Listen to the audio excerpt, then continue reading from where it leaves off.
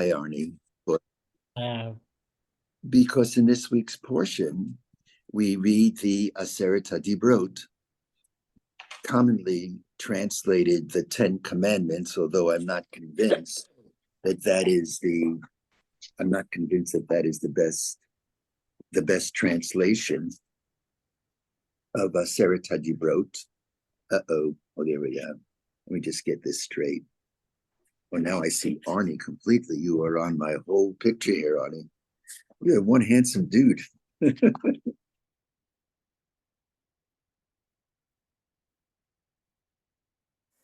Rabbi, I'm sorry, you're mistakenly muted. Rabbi, just unmute yourself. Sorry, I think when you flipped it around, maybe you got muted. There you are. Okay. Great. Okay, let's get down to business here. The question is whether belief in God is a commandment. Is it a commandment to believe in God? Now, of course, there have been many different ways to understand God in our tradition. For example, and you'll get a sense of what I'm talking about, it moves from the Bible, where God is described as a corporeal figure. It's true, it's anthropomorphism, it's anthropomorphic. But God is described as having a yad chazakah. We're reading about that in these weeks. God took us out of Egypt with a strong right hand, and God is described as a God who sometimes gets angry. It's almost as if we're attributing to God human characteristics. Of course, God is God. We are in God's image, not the other way around. And interestingly, the arc then moves thousands of years later to the time of Maimonides, where, according to Maimonides, one of the 13 principles of faith is that God is not corporeal. God has no body. And how he deals with the literal biblical text it's not easy. And then we move hundreds of years later to mystical or Hasidic thought. In Hasidic thought, God is the Yesh Me'ayin. Now, generally in philosophy, Yesh Me'ayin means that God created the first something from nothing. Yesh from the Ein Sof. Yesh from nothing. But in Hasidic thought, Yesh Me'ayin means that God is in everything. They take this very far. They would say that the table from where I'm giving this humble class, or the chair we're all sitting on, in that chair, there is godliness. There's godliness in everything. There's an aspect of God, not only in the living world, the animal world, the lower animal world. Of course, not only in the human being, not only in the animal world, but even in the vegetative world, which is more comprehensible, even in the inanimate world, in ice, in earth, in ground. So the whole idea of God within Jewish tradition has gone through different stages. But I want to focus on something in particular, and that is, as I said before, are we commanded to believe in God? Now, in America today, which is primarily, with all that's going on, it's primarily a Christian country. For those who believe, certainly for those who believe in Christianity, certainly Catholicism and even much of the Protestant movement, that is a sacrilegious question. What do you mean, do you believe in God? It's only belief in God that serves as the conduit to salvation. That's a term used within the Christian theology. We also use the term, but it's so often used in Christianity that I don't see it used that much within the Jewish doctrine. Of course, you have to believe. And that is why, if you watch any of the evangelical preachers or whoever one watches within the Christian faith, for which I have great respect for, I have great respect for all religions and all faiths and all places of worship, as long as it is preaching a foundational ethics. If it is preaching the murder of Jews, for me, that's really idol worship. That is true idol worship. I'm more of a student of the Meiri, who lived in the Middle Ages, who did not understand idol worship theologically as much as behaviorally. He was ready to accept whatever one's belief in God, as long as one conducted herself or himself in a moral way.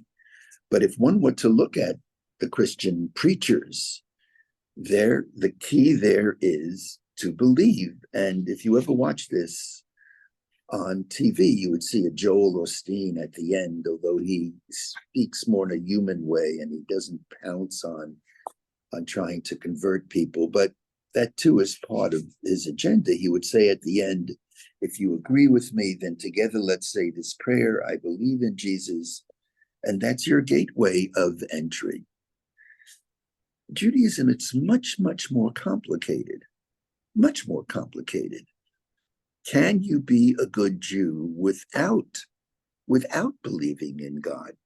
Can you be a good Jew if one doubts God or even denies God, even though there's a very big difference between doubting and denying? Part of the problem is, I think, that many people who are agnostics, they live as if they're atheists.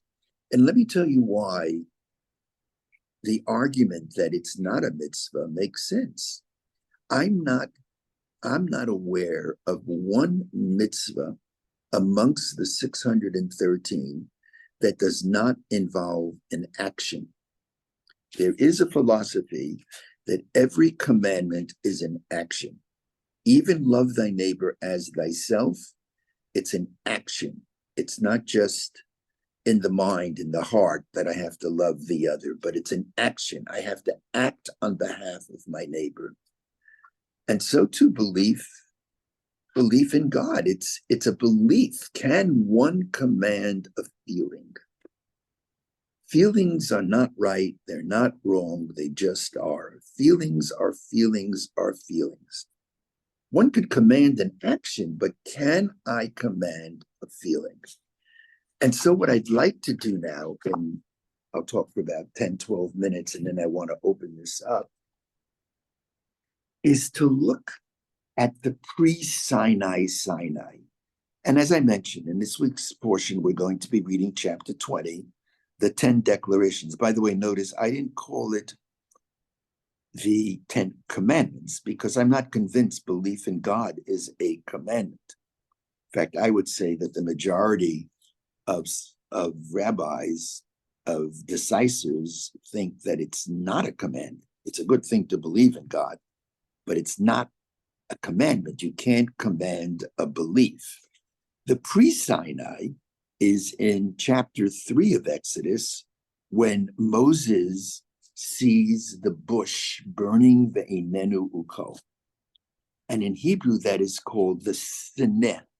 Notice the similarity of language between the thorn bush, the burning bush, Sineh, and then what occurs at Sinai, Sneh and Sinai. Notice that we're told in this week's portion that Sinai, the mountain, was on fire.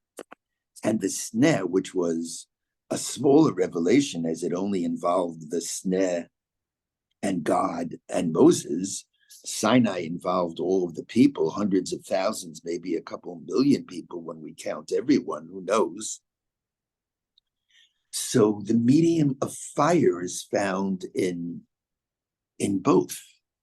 Sinai is considered a very humble mountain. It wasn't the Mount Everest, it was a humble mountain. So to the thorn bush, it's not as if God revealed himself near a beautiful, beautiful. I remember being in Northern California and looking at those trees. My goodness, it's very humbling. Standing there, I'm blocking you all shouted out at me what those trees are called. It's just remarkable. It could have been a much more stately tree. No, very humble. So let's go back to the pre-Sinai Sinai, and that is the Sneh, where Moses receives the revelation, and parallel to that, a few portions later is going to be Sinai, when not just Moses, when the people stand at Sinai, and by the way, it was in the same place. It was in Chorev, both the burning bush and Sinai, they're in the same place. No one's exactly sure where it is. It was probably somewhere in what is today the Sinai Peninsula. So in chapter 3, Moses approaches God. And Moses sees the burning bush, and he comes and he gets into this dialogue with God. And at a certain point, God says, Moses, I want you to take the Jews out of Egypt. And Moses demurs. He says, God, I'm unworthy. I can't speak well, and so on and so forth. And finally, Moses turns to God and says, God, I'm going to come to the people, and I'm going to tell the people, Vayomer Moshe Elohim, El Ha Elohim, Hinei Anochi vo el bnei Yisrael. I am going to come to the children of Israel, for those who have Bibles, chapter 3, sentence 13 in Exodus. V'amarti lohem, and I will say to them, Elohei avosechem shlochani aleichem. I'll say the God of your ancestors sent me to you, and to tell you I'm taking you out of Egypt. V'amruli, and the people, Moses is now telling God, Mashmo. The people are going to ask me, well, what is God's name? Ma Omar Alehem. What should I tell him? What is your name, God? I'll just read the text. Vayomer Elohim el Moshe. And God says to Moshe, Eheyeh, Asher Eheyeh, which is commonly, and I would argue erroneously translated, but we will translate it erroneously because it's better known by this mistaken translation. God says, do you know what my name is? I am that I am. Vayomer, and God says, Ko toma livnei Yisrael, eyesh lachani alechem. I'm sorry. Eheyeh, I am, has sent me to you. Okay. Now let's think about this dialogue. Why does Moses think the people will want to know what is God's name? Of what importance is that? And if they want to know God's name, is God's response an adequate response? What's your name? Oh, my name is I am that I am. What is that? So here's what I want to put out there. And you've heard me say this many times. Names are not just names. Names are descriptions of who we are. And that is true certainly about our Hebrew names. For another time, we can go through everyone's name and do everything we can to decipher the name, to understand what the name is. Like Tova. What does Tova mean? Tova is a composite of Tov, Tet Vav Vet, and the Hey is Hashem, the goodness of God. So I wish to check off a couple of boxes and say, Kishma Kachi, that's our Tova, walks with God. That name is not only a name, it's a description. It's a description. Even Elaine, take Elaine for a moment. I don't know if that's your Hebrew name, but there's even a tradition that English names, when written out phonetically in Hebrew, also have meaning. That tradition comes from the tractate Megillah, where meaning is given to the Persian names in the Purim story. Esther, for example, is not a Hebrew name, it's a Persian name. And the Talmud tries to understand, what does the word Esther mean when written out in Hebrew? That's become so popular that people think it's in its origin a Hebrew name. Really, it was a Persian name. Or Achashverosh. What in the world does Achashverosh mean? Well, when you write it out, they offer some kind of meaning. Elaine is Ilana. That's our daughter. Ilana is a glorious tree with branches reaching heavenward, with all of its outer and inner beauty and grace. So when Moses says to God, what is your name? What is Moses really saying? God, I'm going to tell the people that God sent me to take you out of Egypt. And the people will ask me, not what is your name, but who is this God? Tell me about God. How can I know that God is real, that God exists? And so going back to our text, V'amru li mashmo, they will say, what is his name? Who is this God? What should I tell them? And God says, Eheyeh asher eheyeh. Now, why is that translated, I am that I am? Well, because when one looks at it from a cognitive, intellectual perspective, what I am that I am really means I am because I am. In fancy philosophy, we would say God is independent of anything. God is self-existent. Every human being must say, I am because someone else was. I am because my holy mother and father, they were. And they were because their parents were. Only God can say, I am eternal. I am because I am. This is actually called an evidence of God called the cosmological argument. If we all come from something and that something comes from something, who comes from the first something? Says Maimonides, the first something comes from nothing, and God, the Big Bang, whatever it was, from nothing, God creates something. And by the way, I know that Estelle will push back and say, oh, that's just doesn't make sense. But the alternative is to say that the world is eternal, that we didn't come from something, but we came that something was always.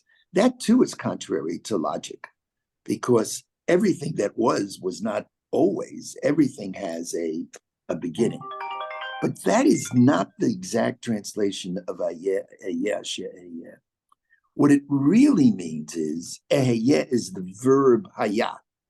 Hayah is was. Hoveh is. Eheyeh will be. In fact, the Tetragrammaton, the holy name of God. What is the holiest name of God? I'm going to pronounce it now. Adonai. Yud, Hey, Vav, Hey. What is that? If we were to read it the way it's spelled, it's not Adonai, but it spells out Yehovah. That's where the Jehovah Witnesses take it from. Now, we know that that's Adonai because most often in the Bible, when you look at the vowels of what's called Yud Ke Vav Ke, Yud Hey Vav Hey, you'll see the vowelization is a patach, and it's the vowels of Adonai. That's the vowelization. So in response, God says to Moses, my name is not I am that I am. I am because I am. That's too complicated a theory, but rather, I will be that which I will be. That's what it literally means. I will be that which I will be. And I want to read this in the words of the greatest commentary, in my opinion, ever, Rashi. Look at what Rashi says. Eheyeh asher eheyeh. God says to Moses, do you know what my name is? I have no name. I have no name. Human beings have a name because we're human, we're mortal. We, on some level, can be defined. We have a beginning and an end. We have bodies that have extremities, and we extend just so far. But for God, God has no name. Once something or someone is given a name, it means limitation. God is limitless. God has no name. Rather, God says, I have no name, but I will be with you now as I will be with you in the future, says Rashi. Eheyeh imam b'tzara zot. Tell the people, I will be with them in this distress. Asher eheyeh imam b'shar b'shibud sha'ar malchuyot. I will be with them now as I will be with them in future struggles. Let me read from the commentary here. The commentary reads,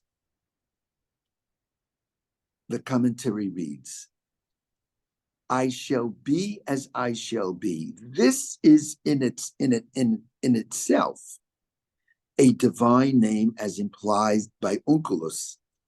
Okay, that's not what I'm referring to. Rashi explains that the import of the words literally I shall be, is as follows.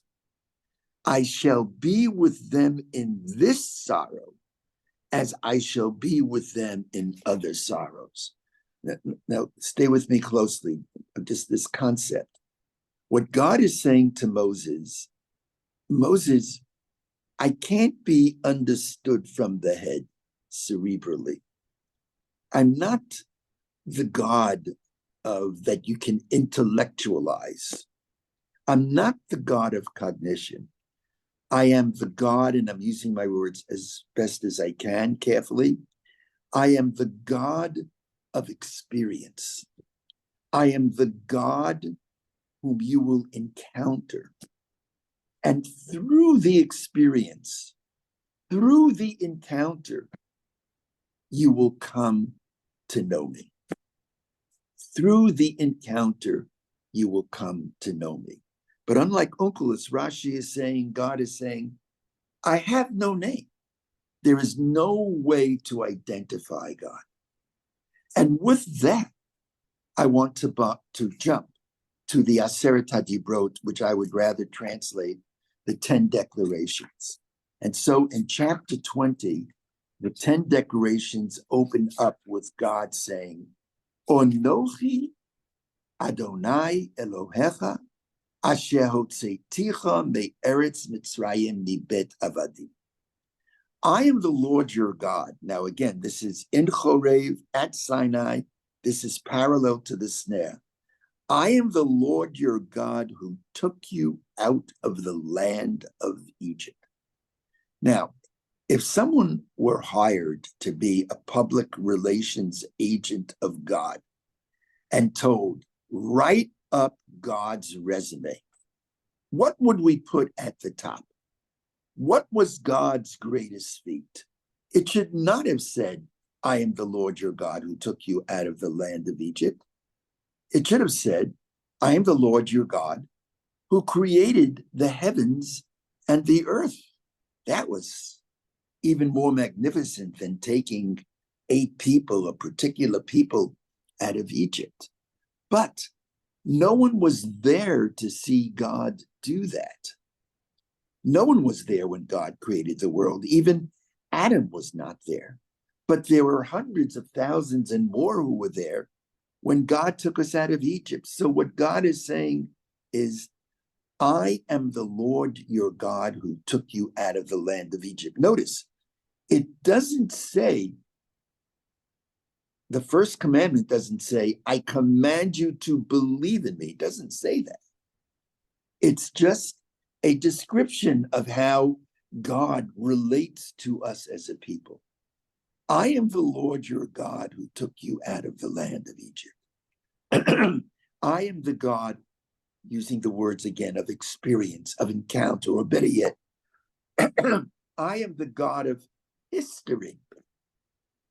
And from the depths of our historical experience, you will come to understand that I am God. Let's think about love. Blessed is the person who's been in love. How does one know that one is in love? If I have to sit down with pen and paper, draw a line vertically down the paper, and on the right side, why I intellectually love you, and on the left side, why I don't love you, I'm in trouble. It's hard to define love. It's hard to with the mind, explain love. How do you know you're in love? I know I'm in love. I'm experiencing the love. And through that experience, which is almost undefinable, through the history, which is hard to logically, rationally explain, through that experience, one can come to know God. And so God at Sinai says, I am the Lord your God who took you out of the land of Egypt. And let's remember, as we've often discussed, certainly near Passover, that the Hebrew word for Egypt is Mitzrayim. Mitzrayim comes from the word sarot, and it's in the plural. What is being said is, God is saying, I will be with you in this distress, and I will be with you in other distresses. And yes, there will be times when we're going to be knocked down. Yes, there are going to be times that we're going to have losses. Most recently, yes, there can be an October 7th where we are going to suffer so. Yes, there could be hostages who are going to be mercilessly treated and murdered. But in the end, God says, we will make it. I think one of the glorious miracles ever in all of human history. I don't know if my Christian or Muslim or Buddhist or Hindu friends would agree with me, but one of the greatest miracles ever in history is that the Jewish people, after 2,000 years of not being sovereign in the land, have come back to the land. We're not the colonialists. We're the Indians, if you will, who were there in the first place, who come back, and there was always a presence of Jews in the land. And certainly there was, if you will, a vicarious presence, because throughout the centuries, Jews throughout the world were longing for Jerusalem. L'shana haba'ah b'Yerushalayim. Maybe they couldn't get there, but it's as if they were there. And with all that we've been through, the inquisitions and the pogroms and the ultimate evil, the Shoah itself, as Menachem Begin said to the first large group of survivors who came to the Kotel 40 years ago, he stood up there and he was known as a long speaker, and he spoke short. He said simply the following: Schwester und Brüder, my sister and brothers, mir seinen da. We are here. And again, I know the pushback is going to be, but look at the way we've suffered. Where was God then? I don't have the answer. But I do know is we're still here, that there is an eternality to us. The Toynbees of this world said, and he wasn't that nice to the Jews, everything logical points to the Jews not being in existence today. And yet here we are. How is this explained? It's not logical. It's experiential. It's not that one first believes in God, but belief in God could be the result of what we've experienced in history. That's a slight movement of the hand. For most people, what's most important in most religions? Belief in God. That is what comes first. I want to say something radical. That is not what comes first necessarily in Judaism. If that's where you're at, God bless you. But it doesn't necessarily come first. What comes first is the experience, the study of our history, the study of our present, of what's contemporary unfolding. We're seeing the hand of God today. We're seeing the hand of God in the exodus of Soviet Jewry, which we take for granted. That was a bigger exodus than the exodus from Egypt. Who would have ever dreamt 80 years ago, 75 years ago, that 2.5 million of the 3 million Soviet Jews would be freed? That was the Iron Curtain, and yet they are free. Who would have ever dreamt that our Black brothers and sisters would come out of Ethiopia and they would be integrated into the land of Israel? We are living in a time of miracles, the times of the establishment of the state. Who would have ever dreamt that little Israel in 1948 it would be able to defend itself around the surrounding armies? And so what we're saying is that belief in God may not be the reason we are, but being who we are is the means through which one can come to believe. That is why most of the commandments in Judaism are behavioral. At Sinai, we say, Naseh v'nishma. We will do and we will hear. Not we will hear and then we will do. It's a behavioral psychology. And so on Passover, what are we doing on Passover? We don't just remember the Exodus. We try to reenact it. We try to experience it. That's what the mitzvah is. I'll say it this way. The mitzvah, doing the commandment, may not be a result of believing in God, but it may be the means through which one can come to believe in God. And this is the position of the great Rashi. Rashi, Rabbi Judah Halevi, unlike Maimonides is the intellect. Everything for Maimonides is the head. So he can prove that God is God. As a matter of fact, he says, I am the Lord your God. It's an elliptical clause. Read into it, I am to be the Lord your God. He reads into that sentence, which is not a commandment. He puts words into that sentence to make it into a commandment. That's Maimonides, everything he can figure out. Rashi, and Maimonides was the greatest of the greatest. I'm not making light of Maimonides. He was the greatest of the greatest. But there's an alternative opinion. And the alternative opinion is that all of this is beyond cognition. God is saying it's not necessarily belief and then do. It's do, and from the doing, from the mitzvah, from the experience of our past and our present, God willing, into the future, the belief comes. That's why it's not the Aseret HaMitzvot. It's not called the 10 Commandments, because the first may not be a commandment. The first, it's a declaration. It's a statement of who God is. I will be with you now. I will be with you in the future. And I want to bless everyone that this attitude is it's a great attitude to have. That doesn't mean that we don't have moments when, as individuals now, we've suffered, and sometimes, and I love you, I mean, I've had these moments too when we had an infant child who passed. I lost it. I lost my belief. I didn't put on tefillin for many, many weeks. and people reached out and they were kind. And in my particular case, it turned around. It turned around.